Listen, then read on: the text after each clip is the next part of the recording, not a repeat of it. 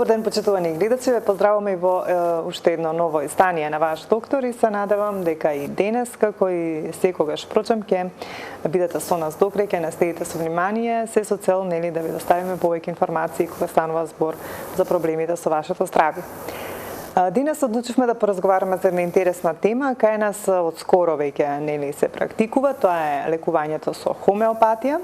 Ќе одговориме на повеќе прашања кога станува збор за оваа тема, значи ќе објасниме што е тоа хомеопатија, од каде потекнува, значи кои се основните принципи во хомеопатското лекување, потоа какво стето тоа оди, значи како се лекува индивидуално, што се може да се лекува со хомеопатијата и така натаму.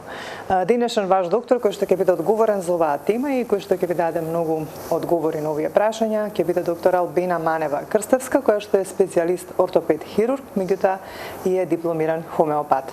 Пред се да ве поздравам и да ви посакам добри ден. Благодарам. Така. Се надевам дека и оваа тема што ќе биде денес пренесена до нашите гледачи ќе биде од корист, се со цел нели за доброто, за нивното здравје, односно да знаат дека и хомеопатијата е една наука со која што може да се лекуваат или да се превенираат одредени заболувања. Па ајде на почеток да ни појасните што всушност представува хомеопатијата. Да. Мене посебно ми е драго што ја избравме оваа тема, затоа што е многу интересна и затоа што мислам дека гледачите нема доволно информации, па дури моите колеги, за што се работи. И јас би сакала накратко да објаснам за хомеопатијата, дека тоа е медицинска гранка, научна гранка, која се базира на постулатите кои се запишани во органон и откриени и поставени од германскиот доктор Самуел Канеман, кој што живеел пред околу 200 години, значи од крајот втората половина на 18-тиот и првата половина на 19-тиот век. И хомеопатијата се базира на експериментално докажување на неговите лекови кои се користат и на клиничките искуства и истражување. Така. Значи хомеопатијата можем да кажем дека е навистина наука. Така. Наука која што која користи лекови кои се докажани. Така. И кои се толку докажани да се валидни и после 200 години. Значи хомеопатијата, самото име покажува дека се работи за нешто слично. Хомео значи исто, а патија значи страдање. Така. Принципите на хомеопатијата се различни од принципите на ортодоксната, да кажеме, медицина, која се бави со симптомите. Значи, антисимптоматска терапија. Значи, ако имаме болка, ние даваме аналгетик. Така. Ако имаме киселини во желудникот, ние даваме антацидни средства за да ги неутрализираме киселините. Така. Значи, хомеопатијата, за разлика од сето тоа, се бави со лекување на човекот. Значи, не се бави со лекување на болестите. Значи, болестите ги сваќа како последица на одбрамбениот механизам на организмот и симптомите се она што е многу важно. Така. Затоа што симптомите можат да не одведат до причинителот на заболувањето, односно на таа неравнотежа и на таа болна состојба заради кое пациентот доаѓа.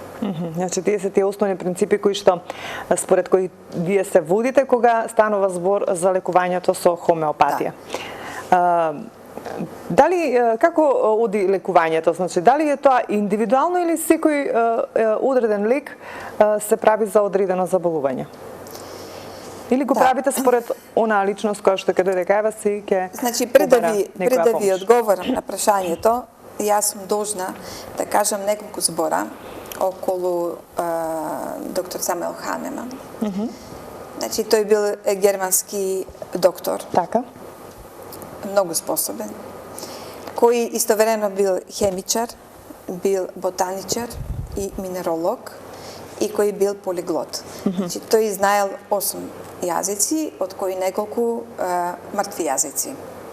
И се бавил со преводи на книги, стари книги, и во тек на тие преводи тој сретнал еден текст од Хипократ. Така. Значи, знаете дека Хипократ живеел неколку века пред нашата ера, и Хипократ фактички ја открил хомеопатијата, а Ханеман ја издигнал на ниво на наука.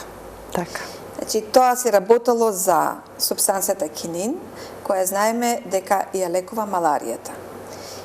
И Хипократ заклучил, испитал и видел дека кининот во колку се даде на здрави особи, ги дава истите симптоми како и маларијата. Меѓутоа, во колку се даде на болен од маларија, го излекува.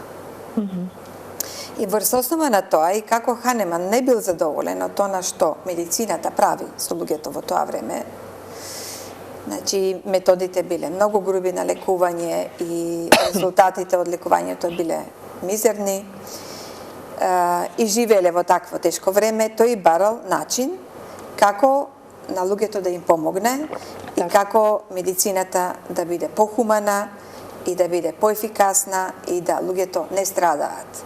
Значи, све е направено да се намалат страдањата на луѓето. И тој тогаш почнал да експериментира, и првите експерименти ги правел на себе и на своите деца и на својата сопруга.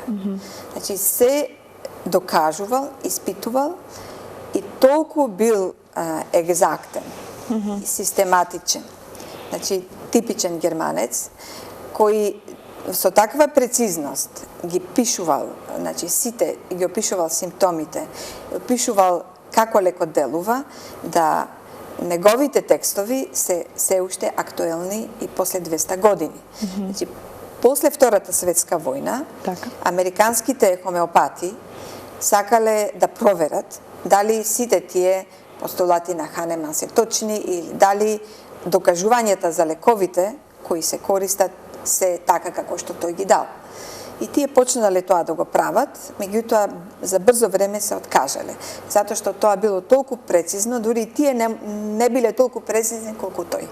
Така да сега постојат огромен број на хомеопатски лекови, освен тие што се дадени од Ханеман, значи има хомеопати низ целиот свет, кои се со огромно искуство и огромно знаење. Еден добар дел се доктори на медицина и постојано се истражуваат нови и нови лекови, меѓутоа она што Ханеман го дал како основа се уште важи. Што се однесува до лековите. Значи, лековите се прават индивидуално. Принципот е индивидуален. Иако се обидуваат некои хомеопати да тоа го изменат, меѓутоа тоа не е вистинска хомеопатија. Значи, нема хомеопатски лек кој можете да купите во аптека, лек за главоболка или лек за болка во желудникот или лек за затвор или нешто слично. Значи, секој лек се прави индивидуално и тој може на една особа да делува, на друга особа да делува сосема поинаку. И заради тоа има голема хуманост во хомеопатијата, како принцип на лекување, како постапка, како пристап кон пациентот, затоа што вие сте должни нему да му посветите многу внимание, значи да направите профил. Хомеопатијата мора, за да го направите лекот, вие треба да знаете каква е особата, значи кои се неговите телесни проблеми, која е неговата конституција, емоционалниот статус и менталниот. И тоа кој ќе го обедините и го проанализирате, вие можете да дојдете до вистинскиот лек што му е потребен. Меѓутоа лековите потоа во зависност од потребата се менуваат или се повторуваат. Мислам, тоа е индивидуално како тоа сето се дава. Како еден хомеопатски лек делува и на кое ниво? Па, хомеопатијата фактички, целата забуна околу хомеопатијата на луѓето, особено на медицинската фила, е тоа што хомеопатските лекови, кои се направени, да речеме, во течност и кои се со појаки, значи од 30 и нагоре, која ќе се испитува тој лек во лабораторија, вие не можете, освен вода, ништо друго да откриете.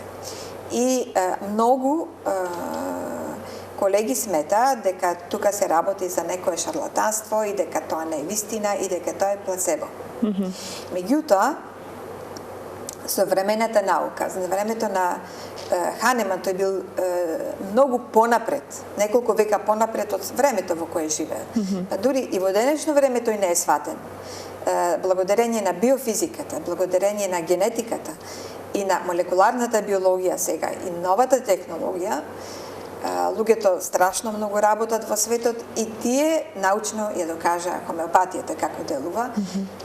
Дори добија Нобелова награда јапонски научници за тоа, за водата, како таа памти.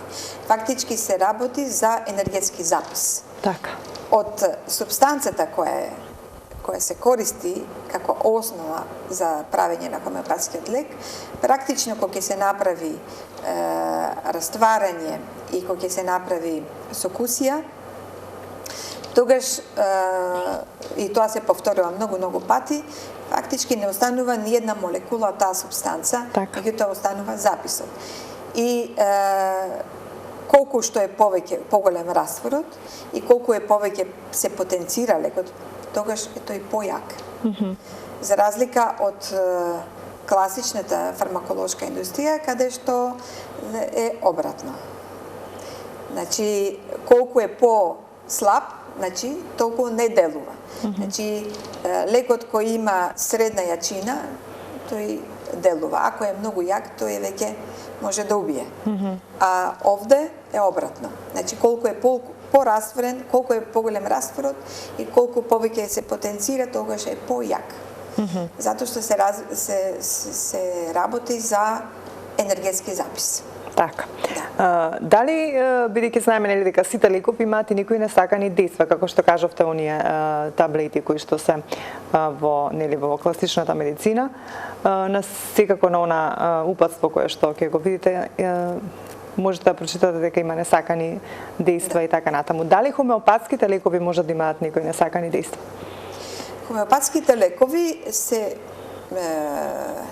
во принцип безазлени, меѓутоа треба да се внимава да не прават супресија, значи да не го потиснуваат симптомот. Значи може хомеопатот да погреши и ако не направи добра анализа, може да направи супресија на одреден симптом, како што тоа го прави ортодоксната медицина, и тогаш може да настане компликација во смисол да се потисне симптомот на ниво на органи кои се повитални. Значи, како делува хомеопатскиот лек, тоа се базира на ембриологијата. Знаете, направени се 7 слоеви, значи ектодерм, ендодерм, сврсно ткиво, мезодерм и така натаму, нейрохормонални и неурална плоча и клетката. Значи, тие се некаде околу 7 слоеви. И колку се оди подлабоко, толку се тоа органи кои се витални и во колку вие симптомот од периферија, да речеме од ектодермот, го потисните на ниво кој е подлабоко, колку оди подлабоко, толку вие добивате како компликација заболување кое ги зафаќа виталните органи. Да речеме, ако имате вие некој екзем, или некој проблем со кожата и вие тоа го лекувате со разни креми или оперативно го отстраните или било како, можно е значи да добиете како компликација астма или да добиете кардиоваскуларни заболувања, пример, кажувам. Значи тоа се случува, може да се случи како од класичната медицина, така и од хомеопатската медицина. А иначе она што е како реакција на лекот, тоа не е компликација, него лекот дава одредена реакција која е кратка. Така. И која не води, не укажува дали одиме во добар правец. Таму има еден закон, Херингов закон, кој кажува како треба да се движат симптомите од кои ќе се даде лекот. Да речеме, ако се работи за некое тешко заболување, значи, и ако се добие осип на кожата, тоа е добар знак. Значи, се поместиле симптомите, се поместило енергијата, се поместува кон периферија. Така. Или од озгора према долу и така. Мислам, од лево према десно. Тоа е еден закон кој покажува. Значи, ако вие имате кожно заболување и ги поместите симптоматологијата према внатре, тогаш ќе имате компликации. Али во принцип, хомеопатијата е една уметност во лекувањето, едно големо задоволство во работата и затоа што добивате релативно брзо ефект, гледате како луѓето се задоволни и е многу ефтина метода. Значи, приступачна е за секого, секој може да си дозволи и јас ја користам покрај другите работи што ги работам, значи користам многу хомеопатија и во мојата главна професија што има. Пред да продолжиме понатаму, би сакала да прашам како досега од она искуство кое што го имате нели во хомеопатијата, кажав дипломиран хомеопатста, мисля че не дека во Белград дипломиравте. Како сте задоволни од ефикасноста на лекувањето? Еве, знам дека нели долго време ова го применувате и во кои заболувања вака сте почувствувале дека највеќе има ефект или сепак тоа е индивидуално во лекувањето? Сигурно дека е индивидуално. Знаете како хомеопатија има ефект, сега зависи колку ние да речеме конкретно јас како хомеопат проценам дека тој лек одговара. Разбирате?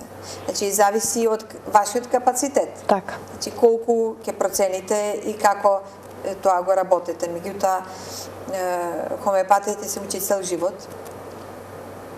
Јас не кажувам дека све е идеално, меѓутоа моите сознанија се многу позитивни и јас можам да кажам дека сум одушевена од хомеопатијата. И колку повеќе работам, толку повеќе ја сакам. Затоа што е навистина ефикасна и многу нежна и самите пациенти кои што се обидел, значи пробал такво лекување, повторно бара.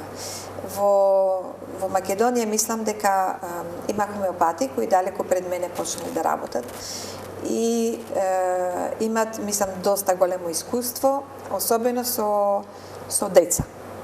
Значи, акутна, јас не работам акутна хомеопатија, кај мене доваѓаат повеќе хронични случаи, малку потешки случаи со кои се занимавам. Меѓутоа има хомеопати кои се бават, обично деца им доваѓаат. За грипови, за настинки, за бактерии, така. И мислам дека луѓето се многу задоволни. Така. Има ли некоја штета хомеопатскиот лек? Може ли некако да биде штетен? Бидејќи кај нас кажувме многу луѓето не се информирани за хомеопатијата како нели лекување, за хомеопатските лекови. И секогаш кога нешто не знаат доволно, секогаш се скептични и нели немаат многу доверба.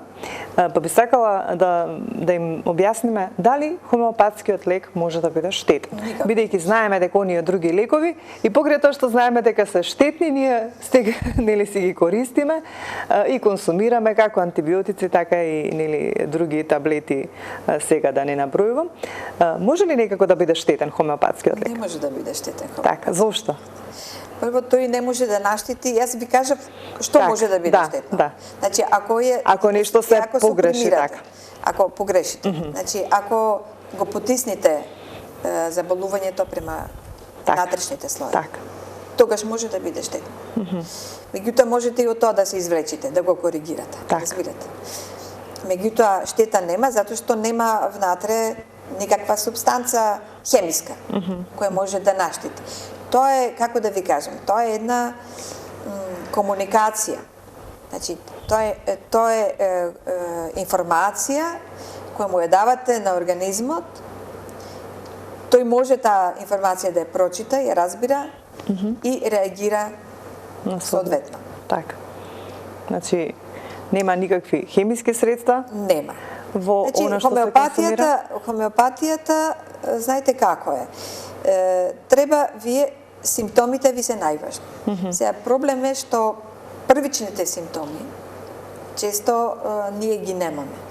Затоа што се изгубени заради разни лекови кои примале пациентите.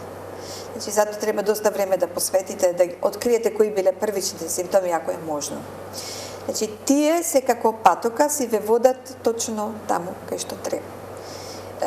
Заболувањето според хомеопатијата настанува како одбранбена реакција на организмот на некој штетен агенс. Има еден дел на хомеопатијата, односно, она што е најважно во хомеопатијата, тоа се мијазмите. Значи, и без мијазмите, хомеопатијата не е она што треба да биде. Што се тоа мијазми? Мијазмите ги открил Ханеман, значи, работал повеќе од 10 години на тоа. Така. И смета дека тоа е неговото најважно откритие, фактички, и дека хомеопатијата немаше да биде оно што е, да не беше тоа. Неговото откритие е докажано научно сега и се поклопува со она што современата наука го знае. Значи, тоа се дамки во нашата конституција. Затоа што во тоа време имало многу кожни заболувања, паразитарни заболувања кожни, како што е скабиес, и имало доста венерични заболувања, гонореја и сифилис. И тоа го зел, тие промени на кожата, ги зел како причина да луѓето многу боледувале од такви болести, дека тие прават некоја дамка во конституцијата, тој така смета, меѓутоа ние сега викаме прават промена на ДНК. Значи, запис во ДНК. Така. И дават склоности, односно склоности кон одредени заболувања, односно дават нападствие како организмот ќе реагира на одреден агенс. Значи, имаме три начини како, три важни работи за нашиот организам. Значи, дека е тој составен, значи, од разни органи, системи, органи, ткива и клетки. Значи, клетката е основна единица. Значи, во клетката има огромна интелигенција и внатре во јадрото е записот, генетскиот запис. Она што е запишано таму, тоа е нашиот геном. И тој раководи со се. Значи, со тоа како ние ќе изгледаме, значи го формира фенотипот, значи како ние реагираме, какви сме емоционално, какви сме по карактер, се одредува. Меѓутоа на него може да има одредени влијанија. И што се случува? Значи, клетката, првиот принцип е да таа клетка мора да опстане. Значи, важно е да има доволно храна, да има кислород и да може она што е како резултат на метаболизмот да го изфрли. Значи, затоа тука постојат одредени органи, сега да не должам многу, не знам колку имаме време, значи, кои ја примат храната, ја преработуваат, ја абсорбираат и овозможуваат метаболни процеси и формирање на енергија преку аденозин трифосфатот. Значи, и ослободување од штетните материи. Потоа, што е потребно друго? Значи, потребно е мултиплицирање. Значи, клетката се множи преку митоза. Меѓутоа, тоа е се под контрола на нашите гени. Значи, има одреден ред во тоа, значи биолошки ред. Нема хаос. Се знае како се множи, колку се множи и колку треба да се множи. И трето што е важно за опстанок на клетката, на нашиот организам, тоа е одбраната, заштитата. Заштитата фактички ја прави имунолошкиот систем. Меѓутоа, врз основа на сето тоа, може исто да се вклопи теоријата за мијазмите. Затоа што првата одбрана на организмот е воспаление. Значи, воспалението. Карактеристика за воспалението е црвенило, топлина, оток и пореметување на функцијата. Тука Ханема вика тоа е фаза на псора. Значи, таа фаза, значи тој мијазам псора, значи ние сите го имаме. По-касно настанале од тие другите два мијазми, меѓутоа тоа е основниот мијазам. Тоа значи дека ние кога ќе сме изложени на некој агенс, прво што реагираме со воспаление. Потоа, во колку не се воспостави рамнотежа, тогаш реагираме или со индурација, значи се довеѓа до стварнување или до умножување на клетките, па се јавуваат разни израслини, полипи, цисти, туморозни формации, зависно каде. И тоа е фаза на сикоза. Значи, и во колку и тоа не се. И тоа, значи, или може да дојде до некроза. Значи, до некроза и изолцерација, тоа е фаза на сифилис. Така. Значи, сите тие работи се вклопуваат во основните принципи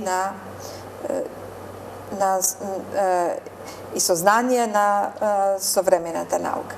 Значи, она што тој го кажувал како на друг начин, фактички сега се поклопа и се докажува преку генетиката. Затоа што фактички тоа е генетски запис. Тие мијазмите се генетски записи. И од тоа зависи и вашиот изглед.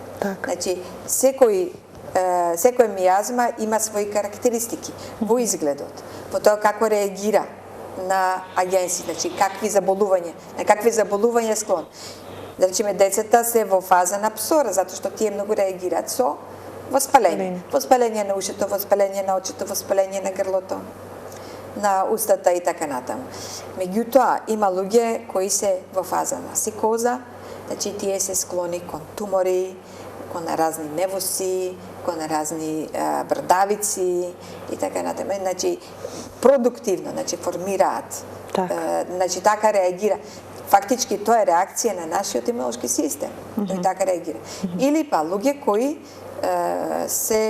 имаат гангрени, имаат инвазивни канцери, тоа се во тој склоп. Сега, од сето тоа, важно е да се каже во однос на хомеопатијата дека за такви тешки заболувања, за хронични заболувања станува збор, кои се сметаат за неизлечиви, значи принципот на мијазмите во колку се користи може да се помогне. Значи без тоа, па чак и за секој хронично заболување, во колку вие не го почитувате тој принцип, значи не користите мијазматски лекови и дози може да се користат, симптомите и да се повлижат, пак ќе ви се вратат. Значи, според лекувањето, кога станува збор за мијазмите, колку што можев да забележам, тука станува збор веќе за начин на кој што комплетно може да се излегува проблемот, ако го практикувате. Да, може во голем случај, во колку имате доволно знаење, се разбира за тоа. Не може секој. Значи, имате хомеопати кои имаат многу знаење и големо искуство и можат многу работи да направат. Така. Знаете, колку имате поголемо искуство и знаење, толку имате поголема моќ во лекувањето. Колку може хомеопатијата, Иве? Кажавте дека вие се соочувате во лекувањето со потешки случаи на заболувања, со хронични заболувања. Колку време треба да се излекува едно хронично заболување и колку може во целост да се излекува, бидејќи знаеме дека хроничните заболувања се навистина, како да кажам, многу тешки, ги мачат голем број, се извинувам, од нашите еве со граѓани, од гледачите, колку може да се излекува едно хронично заболување и колку време впрочем треба? Па треба време. Знаете, тоа не може преку ноќ, нешто што е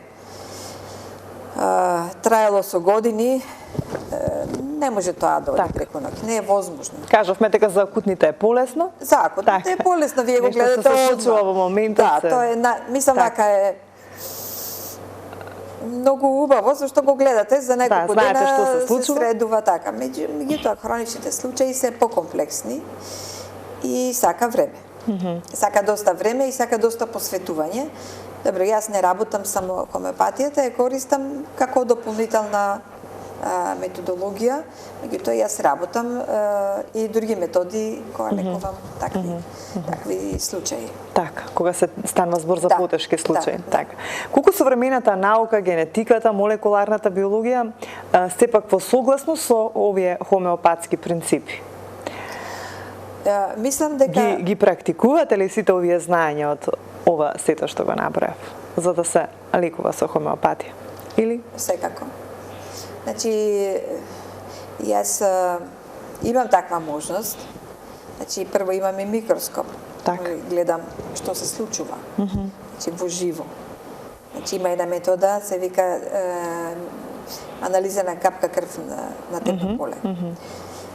И можете во живо да видите што се случува. Фактички тоа кога ќе гледате, како да ја гледате Вселената. Затоа што ние практично сме дел од Вселената, од космосот сме дел. И мораме да ги почитуваме принципите на космосот, иначе сме приморани, сакале или не сакале. Бидејќи кој што не ги применува страда. Значи се гледа каква е динамиката, како еритроцитите се движат, леукоцитите, што се случува, да гледате пред вашите очи. Да. Друго, јас имам софтвери со биорезонантна диагностика, биофидбек терапија, користам фреквенции, рајфови фреквенции. Меѓутоа, тоа све се вклопува, практично, и тоа е еден дел на хомеопатија.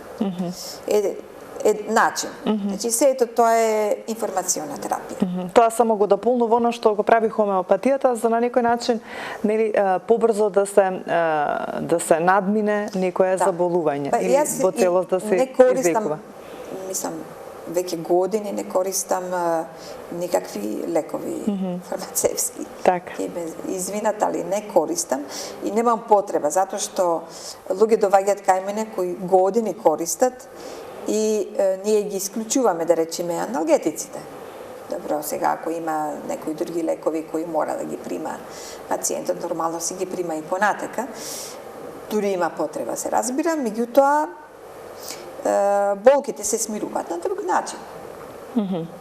Значи, ви кажувам, не е работата да вие ја смирите болката во моментот со аналгетик, иако со фреквентна терапија може тоа, значи, да се направи, малку да се смири болката, па и сосема може да се смири. Меѓутоа, со хомеопатијата треба тука малку да сме по-внимателни и тоа се смирува. Само една работа е важна, кога ќе се прима хомеопатскиот лек, дека доваѓа до една мала агравација првите 1-2 дена, па можда и 7 дена. Значи, доваѓа до една агравација и потоа доваѓа до нагло. Што значи тоа агравација? Појава на симптоматологија? Влошување на симптоматологијата. Така. Речеме, кога ќе доваѓаат пациенти со болки, ворбет кај мене доваѓаат. Значи, пои ретко доваѓаат со акутни болки, обично тоа се хронични болки. Меѓутоа многу силни болки. Кога ќе им дам хомеопатија, значи може и ќе ги предупредам дека може да имаат појаки болки. Значи може да се влоши. Така. Значи вечерта да имаат појаки болки и утредента се будат без болка. Пример. Така. Сега вака се извинувам да потенцирате, што се може да излекува хомеопатијата? Еве вака според вашето искуство и според она колку што вие нели сте го како да кажам сте го учеле за хомеопатијата. Што се може да лекува? Епа вака да ги информираме гледачите за да знаат. Па, како да ви кажам, акутни воспалителни состојби и хронични болести. Лекува. Така. Скоро све може да лекува. Значи се, да речеме, траума, така, тоа си е, тука медицината си има последен збор. Хомеопатијата може да се користи, да речеме, како прва помош. Разбирате, да му дадете нешто, дури се префрли некоја траума или некоја коматозна состојба. Значи, дури се префрли до ургентниот центар. И тоа медицината за такви, мислам, хомеопатијата е повеќе за такви работи. Иначе све што е траума и така натаму, тоа си спаѓа во... Може ли да се лекува стрес и депресија, бидејќи во такво време живееме, колку што можам да забележам, се вели дека стресот и депресијата ќе бидат болест. Сега, ако имаме време, која што допрва, нели ќе има многу луѓе кои што ќе страдаат од неа. Ако имаме време, ќе ви кажам за тоа, и тоа сакам да го поврзам со мијазмите.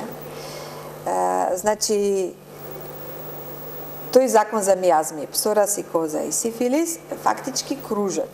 Значи, вие можете да помините не само вие лично, него целото општество. Сега ќе ви кажам како. Значи, за времето на пред Првата светска војна, значи тој 19 век, почетокот на 20 век, али посебно 19 и пред тоа, значи било период на псора, затоа што имало инфективни заболувања. Значи чума, имало вариола вера. Така. Имало тифус. Туберкулоза, имало војни, имало мизерија и како да ви кажам, лошо луѓето се хранеле, немало хигиена. Значи, тоа е период на псора. Меѓутоа, тогаш луѓето многу работале, сакале нешто да направат. Разбирате, се труделе, иако резултатите не биле нешто многу големи. Меѓутоа, после 50-те години, 1950 до некаде 1980 и некоја година, нагло почнува технологијата. Значи, почнуваат коли, автомобили, почнува струја, ерата на антибиотиците, фармацевската индустрија почнува да работи. Луѓето имаат друг веќе стандард, разбирате. Значи, и болести кои доминираат тогаш кога се јавиле, тоа е дебелина, значи психотичен период. Значи, почнува да се дебелат. Порано никош не биле дебели луѓето.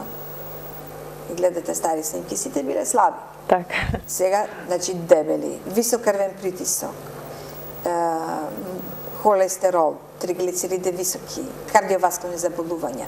Значи, на прво место избило како причина за морталитет биле кардиоваскулни заболувања и инфаркт. Меѓутоа, после тоа, технологијата отишла до мислам, бесконечност. Значи, почнуваме интернет, мобилни телефони, авиони, што ти не. Јас не знам веќе што ќе замислиш, може све на копче. Луѓето сакат се повеќе, сакат многу пари, сакат престиж. Нема скромност, моралот е паднат сосема. И тоа е еден период на висока технологија и висока деструкција. Младите, поготово тоа го гледам кај младите, е на незаинтересираност, не се заинтересирани за ништо. Сакат само задоволства. Тука е дрога. Вечер те префрлија во ден, не? Цела вечер. Скитаат, музиката им е деструктивна. Јас мислам и им делува на мозокот. Алкохол, перверзни се.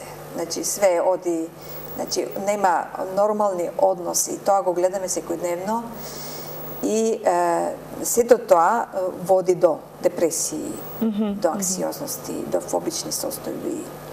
Буквално еден добар дел од младината ни е изгубена и тоа е навистина лошо, не е тоа само кај нас. Тоа е насекаде. Значи тоа е деструктивниот период, сифилитичниот период и затоа што какви заболувања сега имаме. Имаме канцер. Имаме автоимуни заболувања кои се автодеструктивни. Значи од мултипла склероза, која страшно многу има пациенти. Значи до Паркинсон, до заболување на централниот нервен систем. Значи тоа се тие заболувања кои се повеќе и повеќе доминираат и реумата исто спаѓа во автоимуни заболување, иако таа има и психотичен момент, меѓутоа е автоимуно заболување, леукемиите, кога имало толку такви заболувања. Значи сега доминираат тие. Така. Значи сакате да кажете со промената на сите оние работи околу нас, со глобализацијата, со напредокот на технологијата и така натаму, влијанието врз луѓето, врз нивната психа е многу големо и многу лошо, уште повеќе што како што кажавме младината не живее нормално како што треба. Ето тоа е така може да се поврзе. Значи во секој случај хомеопатијата може да се користи во лекување на стрес и депресија. Со успех. Така. Многу се успех. Ајде некако тука сме при крајот. Има многу да зборуваме за оваа тема, меѓутоа еве се обидовме нешто накуцо или да издвоиме она што е најважно. Што би им препорачале вие на гледачите кои што не следат? Кажавме не се знае многу за неа, меѓутоа ако не се задоволни од оној нели класичен начин на медицина на лекување, не е лошо да пробаат со хомеопатија ако имаат некој здравствен проблем. Јас пред се сакам да се обрадам до моите колеги. Така. И јас ќе бидам многу среќна ако што повеќе колеги се заинтересираат така за овој начин на лекување. Мислам дека ќе им помогнеме, ќе усреќиме многу луѓе заеднички, да не се толку малтретираат, да не се толку мачат, да на едноставен и природен начин го решат својот проблем. И фамилиите да бидат посреќни, знаете, кога ќе се средат работите. Така. Многу работи можат после и во односите во семејството да се средат. Значи, што се однесува до пациентите, да се заинтересираат, сега на интернет има многу информации и да знаат дека да прочитат нешто за хомеопатијата, имате многу нешта што може да се видат, да се прочитат. И да не се плашат, затоа што тоа навистина не може нешто да им наштети и можат секогаш да пробаат. Така, да пробаат, барем ако ништо друго, барем да пробаат и да се обидат, да си дадат себе си шанса да се излекуваат на некој поинаков начин. Затоа што хомеопатијата навистина е наука и докажана е многу пати, далеко од тоа да е плацебо. Значи, хомеопатијата се користи кај мали бебиња. Значи, мало бебе не може вие да му сугерирате нешто. Се користи во ветерината и вие не можете како плацебо во ветерина. Така. Значи, вие ги лечите, да речеме, нашите миленичина се лечат со многу успешно. Расни коњи се лечат со хомеопатија и така натаму. Така да, и докажана е во 1820 и некоја година првата епидемија на холера која била во Англија, хомеопатите почнале да ги лекуваат пациентите и тие од сите пациенти што имале само 10% смртност, мислам дека 10 беше нешто или малку повеќе од 10% смртност, а другите имале 50 преку 50% смртност. И кога дошла другата епидемија после 20 на години, мислече, на колера, во Англија се направила хомеопатска болница и таму се лекувале со голем успех.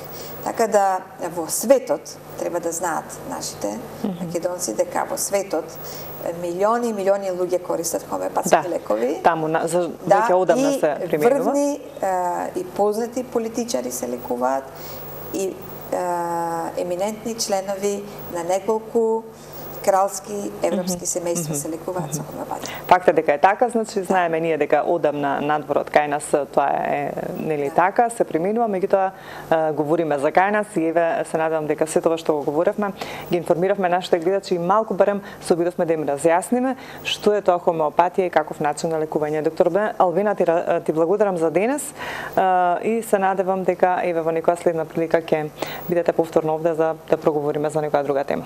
Ви благодарам. Почитувани мои, тука некаде ќе ве поздравиме за денес. Се надевам дека бевме интересни, го задржавме вниманието. Ако сакате да погледнете репризата, тоа е вечер после полноќ и утре напладне, а се гледаме повторно во понеделник. Ви закажувам средба. Ваш доктор ќе биде доктор Жан Зимбаков, кардиохирург од Филип Тори. Се надевам дека ќе одбере некоја интересна тема, односно ќе одбереме и ќе биде овде за вас да можете и да искомуницирате со него, а и да каже некоја информација која станува збор, се разбира за срцето и за оперативните зафати. Толку од мене, ве поздравувам, посакувам убаво попладне, пријатна вечер и се разбира ве оставам во добро здравје.